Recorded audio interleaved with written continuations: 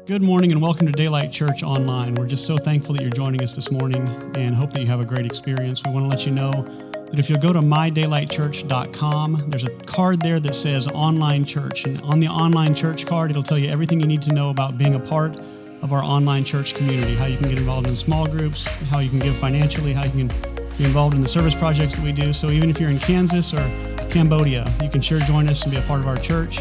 We'd like you to check it out there and introduce yourself. So go to mydaylightchurch.com and check out the online church card. Thanks.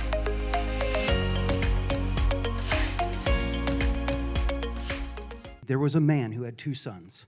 His younger one said to his father, "Father, give me my share of the estate." So he divided his property between them. Not long after that, the younger son got together all he had. He set off for a distant country and there squandered his wealth in wild living. After he had spent everything, there was a severe famine in that whole country, and he began to be in need. So he went and hired himself out to a citizen of that country, who sent him to his fields to feed pigs. He longed to fill his stomach with the pods that the pigs were eating, but no one gave him anything. When he came to his senses, he said, "How many of my father's hired servants have food to spare? And here I am starving to death. I will set out and go back to my father and say to him, 'Father, I have sinned against heaven and against you. I am no longer worthy to be called your son. Make me like one of your hired servants.' So he got up and went to his father. But while he was still a long way off, his father saw him and was filled with compassion for him. He ran to his son, threw his arms around him, and kissed him. The son said to him, 'Father, I have sinned against heaven and against you. I am no longer worthy to be called your son.' But the father said to his servants, 'Quick, bring the best robe, put it on him, put a ring on his finger and sandals on his feet. Bring the fattened calf and kill it. Let's have a feast and celebrate. For this son of mine was dead and is alive again. He was lost and is found.' So they began to celebrate. Meanwhile, the older son was in the field. When he came near the house, he heard music and dancing. So he called one of the servants and asked him what was going on. 'Your brother has come,' he replied, 'and your father has killed the fattened calf, because he has him back safe and sound.' The older brother became angry and refused to go in. So his father went out and pleaded with him. But he answered his father, 'Look, all these years I have been slaving for you and never disobeyed your orders. Yet you never gave me even a young goat so I could celebrate with my friends. But when this son of yours, who has squandered your property with prostitutes, comes home, you kill the fattened calf for him.' 'My son,' the father said, 'you are always with me, and everything I have is yours. But we had to celebrate and be glad because this brother of yours was dead and is alive again. He was lost and is found.'" Hey guys, good morning. It's mostly good to be back. For those of you that don't know me, I see some unfamiliar faces in the audience and met some new people this morning. I'm HL. I'm lead pastor around here, and I'm just very thankful for you guys and for you being here. I have 3 particular people I want to point out that are in the audience today that I'm excited about. One is my brother Andy, and his daughters Haley and Morgan. He drove from Colorado over the last couple days, so he's a little bit jet-lagged like me. And then Lacey Latimer is with us. Those of you that know Lacey was on staff with Daylight for many years, and I consider her a pillar and a foundational person in Daylight existing at this point. If it weren't for Lacey Latimer, this church would probably not exist at this point. So Lacey, love you. Thank you, appreciate you very much. And then Molly DeMoss is with us. And Molly has just finished. Molly just came off half of the Appalachian Trail, so she just hiked 1,100 miles to be here this morning. So that's dedication and commitment, in my opinion. But Molly, amazing feat, and I look forward to hearing all about it. I'm going to tell it to you straight. I don't think this is a very good sermon. So what else is new? Why don't you give me I got to pour salt in the wound, bro. I typically have months to think about the topic of a sermon and months to invest in it. And then over time, as I'm working on one sermon, I'm also working on another. And my wife and I just took a big trip with our son, Siler. And I made it a point not to think about that stuff while I was there. And so ultimately, I had about 2 days to prepare for this thing. And those were 2 jet-lagged. I was hungover from jet lag. It was bad, headaches and just brain lethargy. And so I'm just giving you a heads up. If this doesn't meet your needs today, just come back next week. And it feels thrown together. It feels a little less than. And hopefully I can undersell and over-deliver, but we'll see. So I'm calling it the jet-lagged ramblings about the prodigal's dad. Happy Father's Day, by the way. Did I already say that? Happy Father's Day. Thank you. That's what I was fishing for. We have an on-again, off-again series called the red stuff around here, and the red stuff represents the words of Jesus. So if you open up a red letter print Bible, you're going to find the words of Jesus in red. And so we lean in extra when we see the words in red. So red letter print represents that we're going to bring the words of Jesus out onto the page and examine them. And specifically, I want to start talking about some parables. And I don't know if this is going to be a series or whether it's just a on-again, off-again type thing. But today we're talking about the parable of the prodigal son. Before we dive into that, I want to lay a little bit of groundwork. Like I said, we just got back from Europe. My wife and I committed to a big trip every 5 years. COVID made it 6. And so we took this big trip where we landed in Prague and headed south through Austria and Croatia and Slovenia, Slovakia, all the way to Bosnia and Montenegro, and had a great time. But one day that we spent was on a boat like this. And you might not be able to see it in the back, but our boat was red, that one's yellow. But we were in the back of it on a 5-island tour in Split, Croatia. And so it was about an hour-and-a-half trip by boat, and this boat was going fast, and it was a little chilly. And so we went an hour-and-a-half out into the Adriatic Sea to what they call the Blue Cave. And the Blue Cave is a place where you pull your boat in, or you pull in a boat, and the sunlight from outside bounces off the white sand at the bottom of the ocean and illuminates the cave in blue. It's just really kind of spectacular, really, really neat experience. But an hour and a half on the boat, we had a lot of time to kill. And so my son and I, on the way back, started playing trivia. And I would ask him a question, and he would try to answer, and then he would ask me a question, I would try to answer, and we kept points to see who won at the end. And of course I won because I'm a cheater. And I was going to say intellectual giant, but cheater. He is 14 after all, and I'm almost 50, so I had a little bit of a bigger trivia pool to draw upon. But he asked me one question that I didn't know the answer to. He said, how many Earths will fit in the sun? Anybody have guesses? 1,000, 10,000? That all came out of me. I heard 20, I think. Did somebody say 20? 20,000? The answer is 1.3 million Earths will fit in the sun. In other words, it's real big.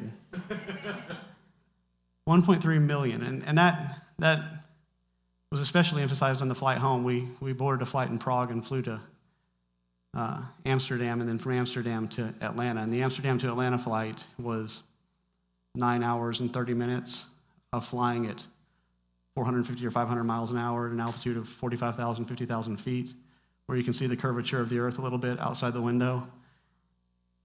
And just passing those literal billions of people underneath our plane there's just no way to put it in perspective how big this thing is. 1.3 million. He said 1.5 million, and he stumped me on it, so I think he should lose that point, don't you guys? Somebody said, no, you're wrong. And it's a relatively small star. There are some stars that are 10 times the size of our particular sun. And then it just got me thinking about the universe and how large it is, and so I Googled how many stars are in the Milky Way galaxy, how how many local stars are there? Anybody want to guess how many local stars there are? You guys are all over the place. It's really hard to count. It's hard to count. You can't exactly look up in a telescope and go 1, 2, 3. And so what they have to do is they take cross sections of space and they figure out how many. They'll take a picture of a cross section of space and then they'll count the stars in that and then they'll extrapolate that over a larger space. So the number is between 100 and 400 billion stars in our galaxy. So if you average that out, it's this number of stars, many of which are 10 times the size of our sun, which would contain 1.3 million Earths. Massive. And then the question becomes, how many planets are there in our galaxy? And so ours has 8, unless you count Pluto, which is 9, and I believe Pluto should be counted. I think absolutely, poor Pluto. Just gets a bad rap. But ours has 8, and so even if you take even 1, if you average 1 per star, there's this many planets in just our galaxy. And what's really interesting is that there's more galaxies in the observable universe than there are stars in our particular galaxy. And like you say that, and immediately we all have to kind of go, I don't get it. You just kind of have to give up. It's so vast, so expansive, so mind-blowingly awesome and big. Stars are, first off, I'm not a nuclear physicist or an astrophysicist, but did he? So stars fuse energy and explode. Hopefully planets don't. That would be a mess. But I don't know the answer to that exactly. But thank you for that. No, really, thank you for that. And here's what's really interesting. We can see about 45 billion light years out there with the telescopes that we have. So that's how far light would travel in 45 billion years. That's about the extent of what we can see. And we don't know if we're observing the edge of the universe at that point. We don't know what's beyond that, but most scientists theorize and speculate that the universe goes on past that. And part of that has to do with the fact that we don't know where we are in the observable universe. So at one point in history, we thought we were the center of everything. We thought the sun rotated around the earth. Now we know that that's not true. And so we are offset somewhere in the universe, which means if we're looking 45 billion years into space, if we're seeing the edge of the universe, we're only seeing one fraction of a massive globe that is the observable universe. And everywhere else we look, we're looking 45 billion years into the universe. So we're looking into it instead of away from it. And we don't know where those lines are. And so most scientists theorize that there is much, much more beyond the edge. And hopefully you're like me. Actually, hopefully you're not like me, because I tend to give up. I tend to think, I can't comprehend, I can't get it. It's too much. And then you start to get into what they call quantum physics and quantum fluctuations and multiverse theory and the idea that there may be an infinite amount of universes out there. They say that quantum fluctuations at the Big Bang may have caused quantum bubbles, which contain universes which expanded as well. And these are only theories. There's some math that kind of points towards it, is my understanding. But we're talking about that which is beyond us times that which is beyond us times that which is beyond us. This is the universe that the scriptures teach that God created in an instant through words. And then when we talk about quantum level universes and quantum level stuff, I'm really getting ate up with reading about some of this stuff, quantum resonance and quantum entanglement. It's just absolutely fascinating stuff. But now we start to talk about universes on a micro level, on a microscopic level, on a microscopic level. That when you look out into the universe and you get your mind blown, and you go, whoa, that's too much for me to understand. And now we understand that when you look into the universe, when you look into the cells of the body, when you look into quarks and neutrons and protons and electrons, that it's that much bigger on a small scale. This looks like a universe. This is actually a microscopic view of human connective tissue. And so each of these little stars that you see represent part of the physical body that contain millions or billions of raw materials. And as you get closer and closer, and as we look deeper and deeper into that, it's even more mind-blowing. There's this group called BioVisions at Harvard University that published a video of the inner life of the cell that I've always found fascinating. There's worlds within worlds within worlds. The small is very, very large. And so I want to start sort of with this question of what words work to describe the creator of all this stuff. Christian mystics forever have espoused the idea that God cannot be described. That whatever words we try to use, however we try to describe the bigness of God, the vastness of God, because as we'll read in just a moment, he is the one above all this. He is the one outside of all this. This universe upon universe upon universe in a big sense, and universe upon universe upon universe in a small sense, is all nothing next to him. He's bigger than all that. He's smaller than all that. He's beyond all that. I've recently gotten turned on to this version of the Gospels called When the Great Spirit Walked Among Us. It's a paperback version. It's a Bible for First Nations people, for Native American people. And I want to read an excerpt from you, but first I want to read something from the prologue, because what they've done is they've tried to break down the words of Scripture into language that would be understood by First Nations people. And in the prologue it says this, because in the English versions, in most English versions, when it says God, they use things like the Great Spirit or so forth. But they say this in the prologue: the Great Spirit is known among the First Nations people by many names: the Great Mystery, Creator, Grandfather, the Maker of Life, the Giver of Breath, and by many other names from our tribal languages. These names have been chosen in the retelling of this story to honor the simplicity and beauty of our native understanding of the one above us all. And I want to read an excerpt from. This would be what we know as John, but this is the First Nations view of the Gospel of John. It says, long ago, in the time before all days, before the creation of all things, there was the story. The story was face to face with Creator and was the same as Creator. He was with Creator in the beginning.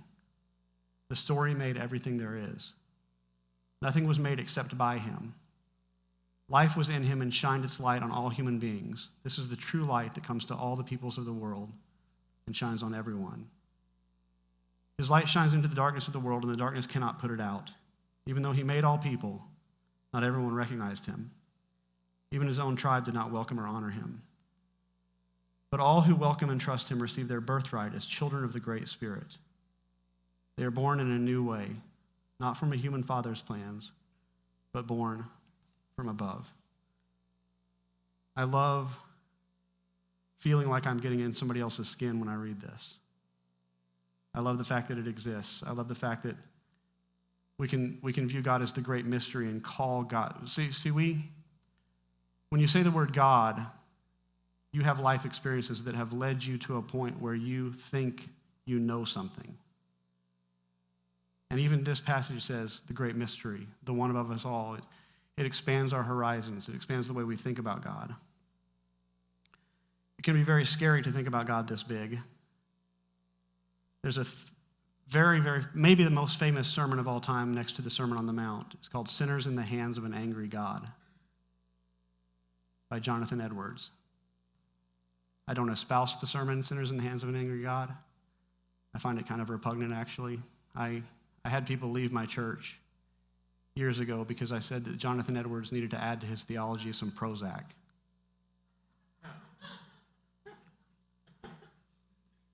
But this is a quote. But when you think about that God, that great mystery, that one that is above us all and beyond us all, to approach such a being could be very terrifying. And that was Jonathan Edwards' stance. And he said things like that: God holds you over the pit of hell, much as one holds a spider or some loathsome insect over the fire, abhors you, and is dreadfully provoked. Now, I don't believe this. I'm going to talk about not believing this. But I think about, the other day I had a mosquito on me, and what's my response to a mosquito? Bam. I don't think about it. I don't process it. It bites me, it dies. Bam. That's the goal, right? And I have the ability to do that because to a mosquito, I am something beyond. And approaching a God like this, approaching a God so infinite, so powerful, so much that his breath could destroy us, there has to be a bit of reverence and awe to it. I'm going to continue to read from Jonathan Edwards, and I apologize for it, except to say that I think the parable of the prodigal son gives us some contrast, and I want to contrast to it. He says in this sermon, men's hands cannot be strong when God rises up. The strongest have no power to resist him, nor can any deliver out of his hands. He's not only able to cast wicked men into hell, but he can most easily do it. Sometimes an earthly prince meets with a great deal of difficulty to subdue a rebel who has found means to fortify himself and has made himself strong by the numbers of his followers. But it is not so with God. There is no fortress that is any defense from the power of God. Though hand join in hand and vast multitudes of God's enemies combine and associate themselves, they are easily broken in pieces. There is great heaps of light chaff before the whirlwind, or large quantities of dry stubble before devouring flames.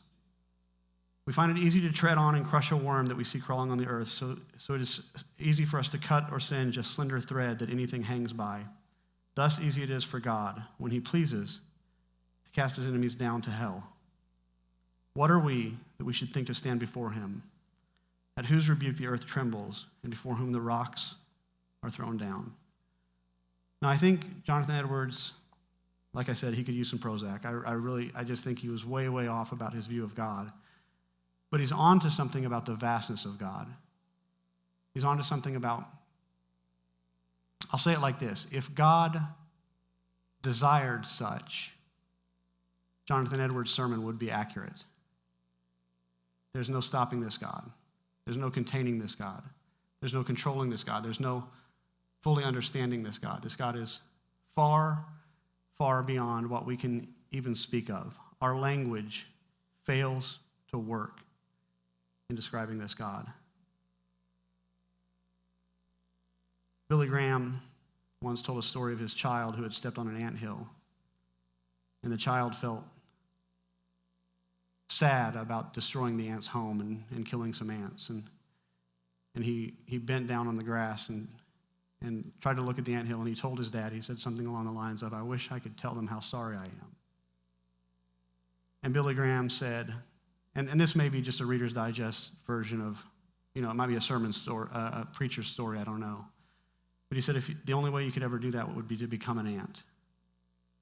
If you became an ant, then you could communicate with the ants. And he, of course, segued that into the gospel of Jesus, this infinite God, the creator of us all, the one who gave us breath, the great mystery, the one above us all, becoming a human being. And so we have this great privilege of what they call a manifest God, or incarnation, incarnate, in meat. That this God above us all, this great mystery, the one that we cannot even describe, that we can't utter breath about, that language fails, has entered our home and come close to us to communicate with us. And he's the one that gives us the story, the parable of the prodigal son. And so these words in red from Jesus are worth leaning into. And so I just want to take a little time to talk about this parable, some of the things Jesus said in the parable that allows us. So think about the impossibility of someone coming to you and saying, "Tell me a quick story that describes God." Now that we've discussed how big and how small God is, and how powerful and how beyond and how outside. And so I think we have to even cut Jesus some slack, the incarnation here, to say that this parable was not meant to do that. The parable is meant to illustrate some attributes about this great being. And one of those attributes is his closeness. It starts off in Luke 15. There was a man who had 2 sons, and the younger of them said to his father, and this is a part that's real easy to skip over. It's real easy to say this is the segue into the story, the actual story. This isn't the actual story yet. It's just the build up to it. But this says a whole lot about that divine being, because in the parable, the Father represents the great mystery. The Father represents the one who is above us all. And so even this says that God is here. This Father was not unapproachable. This Father was not one who abandoned his child. This Father is not one who said, "How dare you come to me?" It's a Father who is there. And so when we think about, it's easy for us because of what we experience and what we feel and what we think and what we can touch to think that we are the center, that we are de facto, but we are by nature the center of God's universe. And we don't have to be. It's very much like peering into the universe through a telescope. We don't know in this infinite largeness where the focal point is.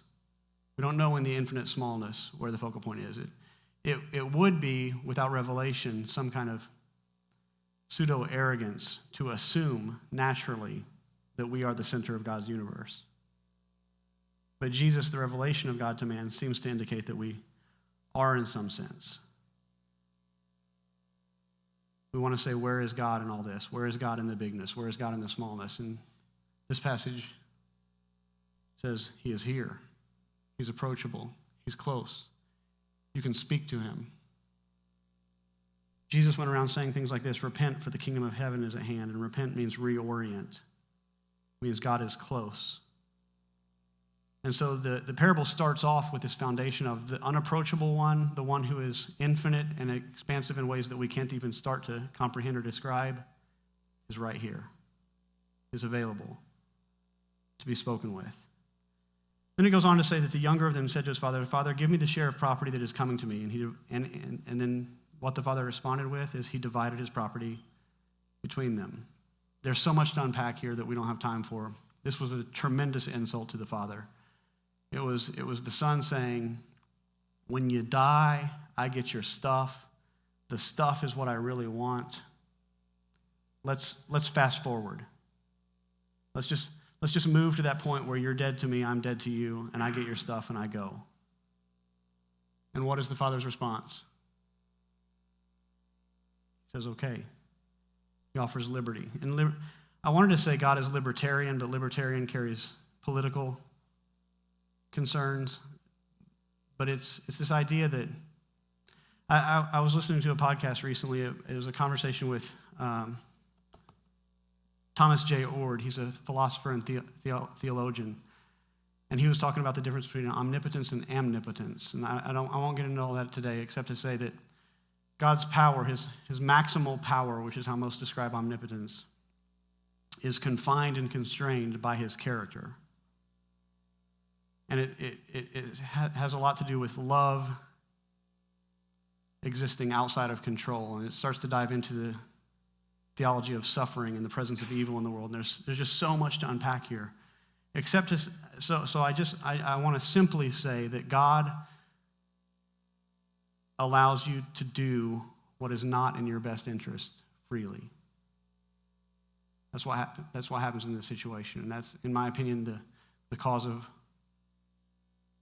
all suffering that isn't natural suffering, and even natural suffering. I'm about to,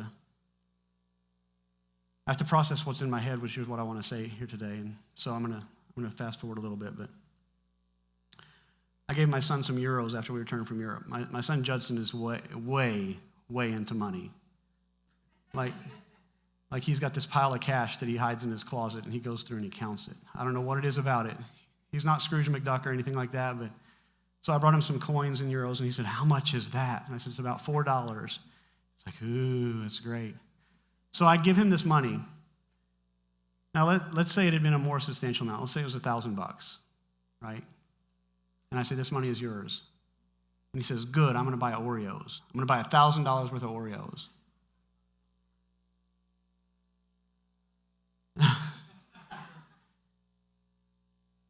If I say to him, "No, you can't do that," how much of the money is actually his? I don't think none is an exactly perfect answer, because in some sense, I'm guiding him and directing him where the money is really his, but I'm saying this is a bad idea. But if I put my fist down or my foot down and say, you cannot spend this money on this, and this, at some point I've crossed the line between this money is his and this money is actually still mine. And in this passage, we find out that comes into play where your life is concerned. God has said, here's your breath. Here's your lungs. Here's your mind. Here's your emotions. These are all gifts to you. Do with them what you will. And this passage says, if you make bad decisions with that, if you say, I'm going to go do my own thing, the prodigal went and spent everything on prostitutes and wild living, it says. God will allow that. That's what we find out in this passage. And he's not coercive or manipulative, and he's not grasping and holding. Cults do that. Cults say, you can't go. Cults say, you belong to me now, or you belong to us now, or you're bad, you're awful, you're shameful if you depart. That's not God's heart at all. God's heart says, you're free to go. You're free to be. Even in the bad decisions, even in the awful decisions. Love requires that dynamic. It's a lot to go into, but this parable touches on it, so I wanted to touch on it. But then it says, so the story goes like this. The dude takes off with all his dad's money. He says, I wish you were dead. Give me my stuff. The dad says, okay, here's your stuff. Go. And it turns out really bad for the guy. He spends all his money. He's got nothing left. He's living with the pigs, which in Judaic society means he was living the worst life he could possibly live. And he finally it says he comes to his senses. His eyes are opened, and he says, my dad's servants live better than I am. I'm done with this life. I want to go back. And he kind of hangs his head and returns. And it says he arose and came to his father. I've cried over this passage many times because I have serious dad issues, but it says while he was still a long way off, that's an important part, is while he was still a long way off, his father saw him and felt compassion and ran and embraced him and kissed him. Now, a good storyteller or a good author will tell you just enough to stimulate your imagination. They say show, don't tell is one of the keys to writing good literature. You just paint an image, and you let the reader fill in the image. And when I read this passage, I see a father sitting on his porch, waiting, watching, or checking out the window every now and then. And who knows, it may have been years, but he wants his son back. His ego is crushed.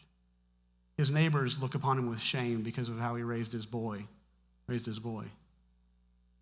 He's hurting, but he wants nothing more than his son to return. And I think the passage tells us that God is a loving father. His first response was to shed anger and bitterness and wrath and revenge and spite. All these attributes that people try to assign to God, to the Almighty, to the great mystery: anger, wrath, bitterness, spite. He's going to get you. In this parable by Jesus, we find out that it's not his first characteristics. His grace and mercy and forgiveness overcome retribution, punitive action, and even what many people would describe as justice. It's not in his rule book. Ambrose said it like this. He said, when you are still far away, he personalized it. He said he sees you and he runs to you. And a good storyteller paints a picture, but here's how I see it. I see that the son walked, head down, and the father ran, arms open. He doesn't compound shame. He doesn't come to him and say, where's the money? Mercy triumphs over judgment isn't just another rule, but a statement about the nature of God. The son says to his father, I am no longer worthy to be called your son. Treat me as one of your hired servants. In Luke 15, it says this: when the father heard this, he said, I must beat the sin out of you. But good news, I'm going to beat my other son instead. Either way, somebody is getting a beating. That's the MPV, that's the many people's version. There's certain branches of the atonement and theology that say this is what has to happen. Somebody's getting a beating. That's not what this passage says. Instead, it says this: the son said to him, Father, I have sinned against heaven and before you. I am no longer worthy to be called your son. But the father said to his servants, bring quickly the best robe. Notice quickly. And put it on him. And put a ring on his hand. This was the signet ring. This was the ring that said, you are restored to my family. It is as if you had never gone. You notice what he doesn't say is, where's the money? He doesn't say, you've been out prostituting yourself. He doesn't say, you're awful and horrible. And there's no begging required. I see this picture as the father running, embracing him, holding him, saying, quick. I don't even think the father hears his confession so much. I could be wrong about that. And I think the confession is an important part of the story, so don't get me wrong about that. But I think that's not where the father is concerned. The father sees the son approaching, and that's all it takes. He says, yes, yes, yes. Quick, quick, quick. Get him a robe. Get him the signet ring. Let's have a party. My son has returned.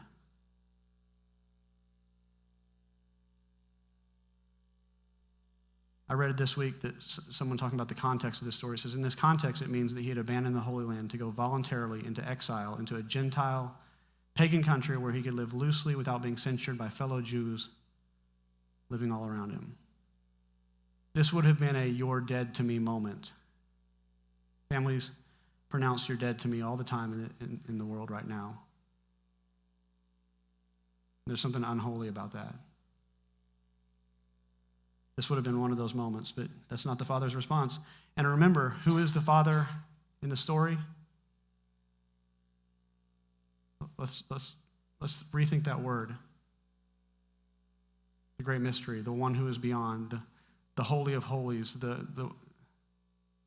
even now, how do we do it? How do we say it?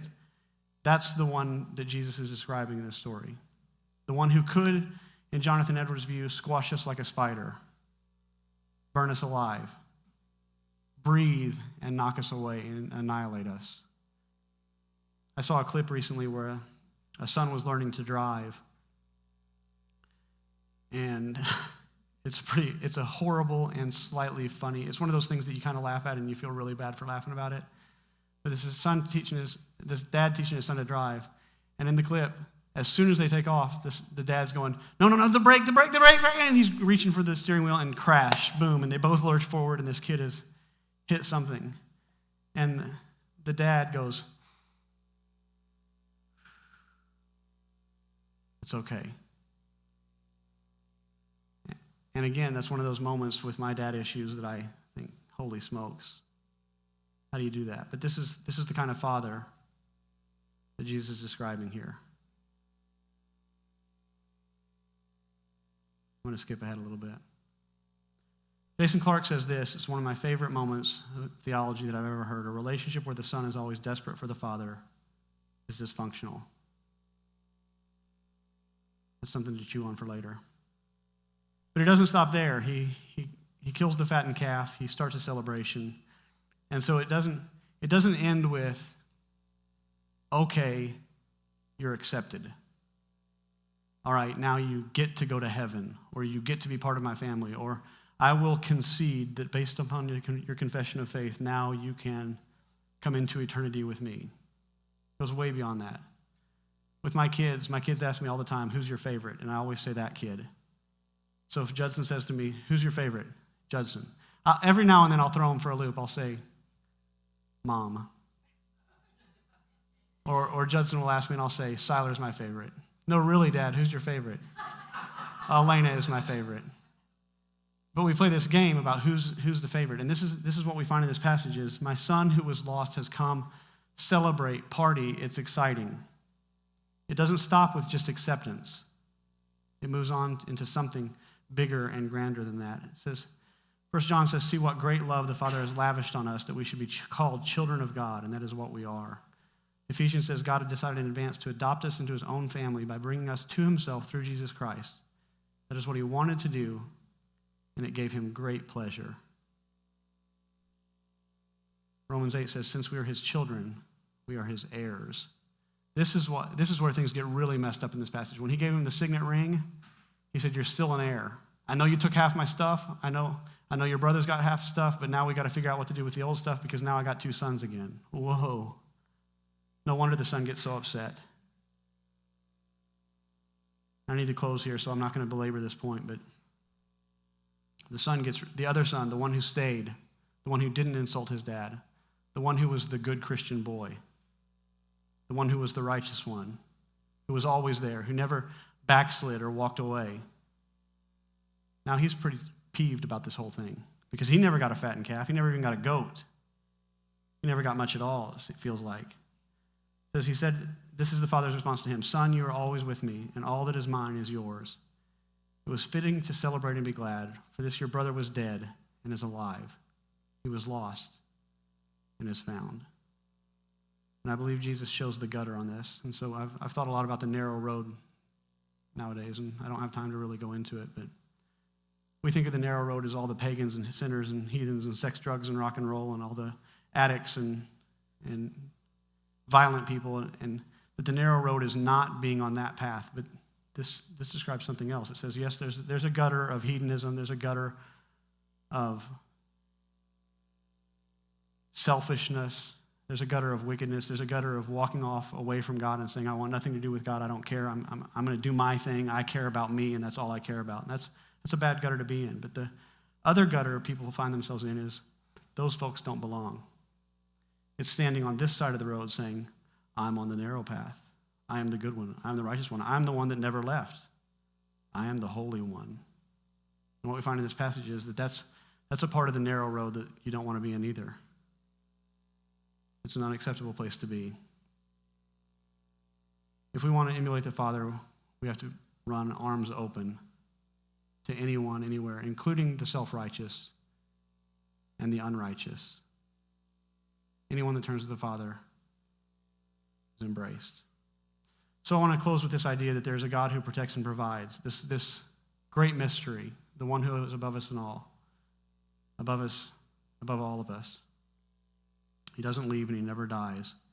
He listens, he invests, he works with you, he would sacrifice anything, and he wants nothing more than to hold you in his arms. Father's Day can be hard for a lot of people. Your dad may have passed. You may be estranged from your father. You may be a father who's estranged from your son. There's 1,000 reasons why Father's Day may be hard. But I hope you'll take heart in the fact that God is father of the fatherless, protector of widows is how Psalm says it. In Psalms 20 it says, my father and my mother have forsaken me, but the Lord will take me in. This God who is indescribable, that really kind of has no reason that I can think of, because even trying to think of is just an impossible exercise, has no reason for us to be the center of his world. But Jesus, the revelation of God to man, seemed to describe that we are the center of his world. And he's a God that says when you turn, he comes running with his arms open.